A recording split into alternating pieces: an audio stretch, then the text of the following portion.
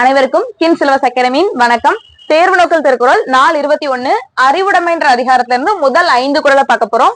முதல் குறள், அறிவற்றம் காக்கும் கருவி செருவார்க்கும் உள்ளழிக்கல் ஆகா அரண் அப்படின்னு சொல்றாங்க. அற்றம் அப்படின்னா அழிவுன்னு அர்த்தம். அறிவு தான் என்ன அப்படின்னா அழிவிலிருந்து காக்கக்கூடிய கருவி. அது செரு அப்படின்னா என்ன அர்த்தம்? பகைன்னு அர்த்தமா? பகைவர்கள் அதை கவர்ந்து கொள்ளவோ தாக்கவோ முடியாது. ஏன் அப்படின்னா அது உள்ளழிக்கல், உள்ளுக்குள்ள இருக்கக்கூடிய ஒரு அரண் அப்படின்னு சொல்றாங்க. அரண் அப்படின்னா கோட்டைன்னு அர்த்தம். அடுத்த குறள்ல, சென்ற இடத்தார் செலவிடா தீதொருகி நன்றின் பால் உய்ப்பது அறிவு அப்படின்னு சொல்றாங்க.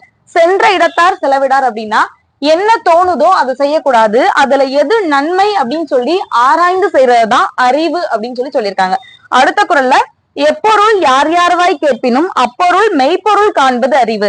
அதாவது யார் என்ன சொன்னாலும் அதை கேட்டுக்கணும், ஆனா அதுல எது உண்மை அப்படின்னு சொல்லி நம்ம தான் முடிவெடுக்கணும். அதற்கு பெயர் தான் அறிவு அப்படின்னு சொல்றாங்க.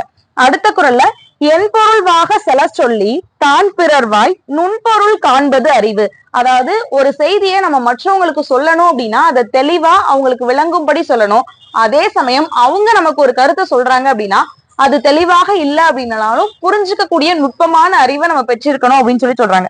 அடுத்த குறள், உலகம் தழைய தொட்பம் மலர்தலும் கூம்பலும் இல்லது அறிவு அப்படின்னு சொல்றாங்க. அதாவது உலகத்தோட நம்ம ஒன்று கூடி வாழ்ந்தாலும் கூட இந்த உலகம் மகிழ்ச்சி விடுறதுக்கெல்லாம் மகிழ்ச்சி இடணும், துன்பப்படுறதுக்கெல்லாம் துன்பப்படணும் அப்படின்ற அவசியம் இல்லை அப்படின்னு சொல்றாங்க.